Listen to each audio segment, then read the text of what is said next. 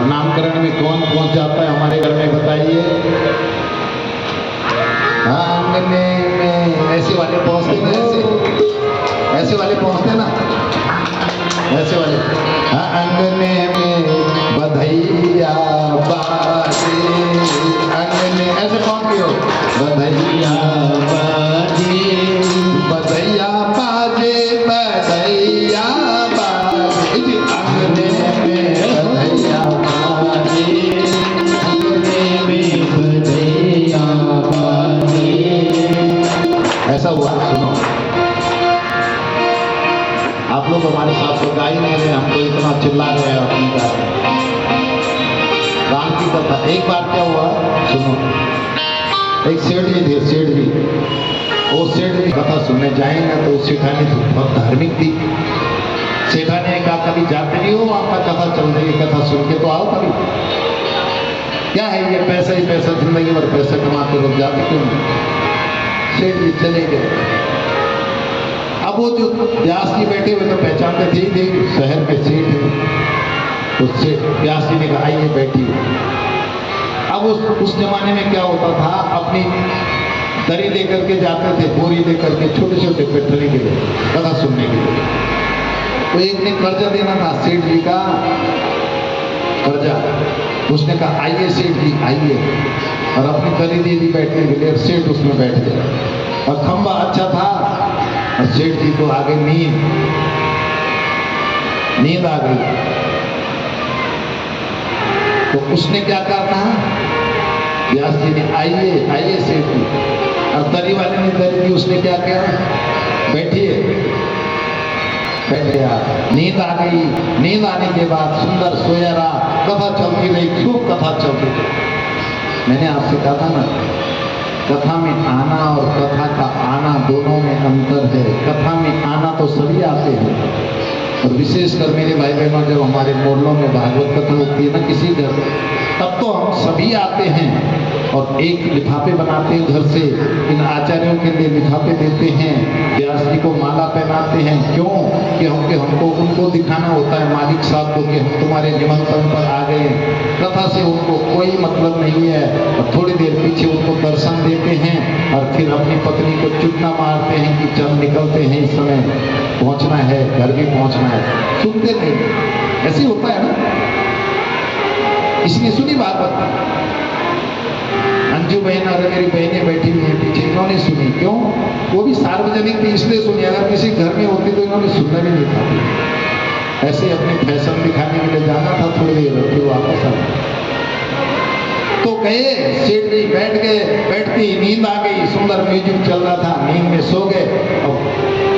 कथा पूरी हो गई, आरती भी हो गई। आरती होकर के सब आरती घर चले गए, और वो सेठ जी वही नींद ले रहे हैं। सुनते रहिए, सेठ जी नींद में है। अब वहां कौन बैठा हुआ था बताओ?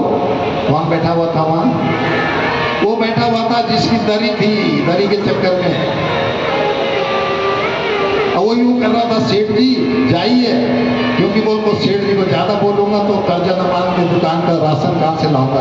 पर धीरे से कहा उसने, सेठ जी जाइए। सेठ उठा ऐसे, अरे कथा पूरी हो गई, सब चले गए, व्यास जी भी गए, आरती हो गई। बोला हाँ, आप और मैं ही है, आचार्य लोग सब चले गए। बोला हाँ जी, जाइए सेठ जी, चलते हैं। घर गया, पत्नी ने कहा सुनिया है कथा? बोला हाँ। बोला क्या सुना? मुझे भी सुनाओ। बोला मैंने तो यही सुना, आइए बैठिए जाइए। मैंने तो यही सुना, आइए बैठिए जाइए। सेठानी का यही तो है मंत्र जो दिया, आइए बैठिए जाइए, जपो ना इसको, और माला पकड़ा ली, जाओ ऊपर वाले कमरे में जपो। और सेठ लगे, आइए बैठिए जाइए, आइए बैठिए जाइए, आइए बैठिए जाइए, आइए बैठिए जाइए।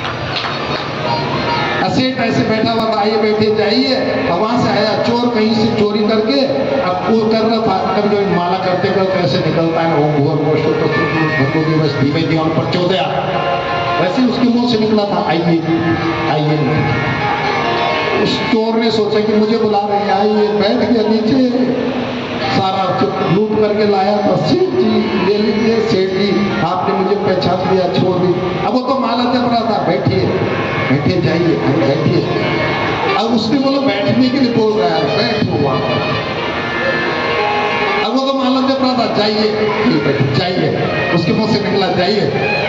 उस चोर ने सोचा जिंदगी बच गई, जाओ भागो यहाँ से, इसका कुछ चले गए। रात हुई, सुबह आया, सेठानी मिली, सेठानी ने कहा जप दिया माला?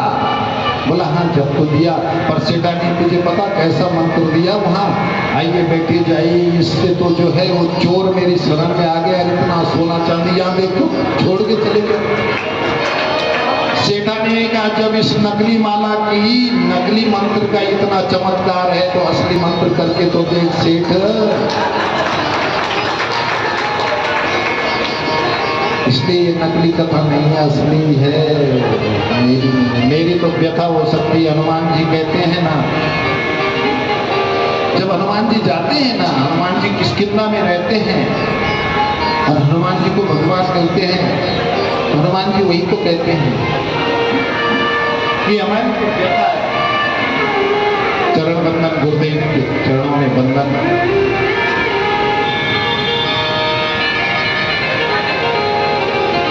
ऊपर बोले सदगुरुदेव भगवान की, मौनी बाबा की, संतन के सगला तेरी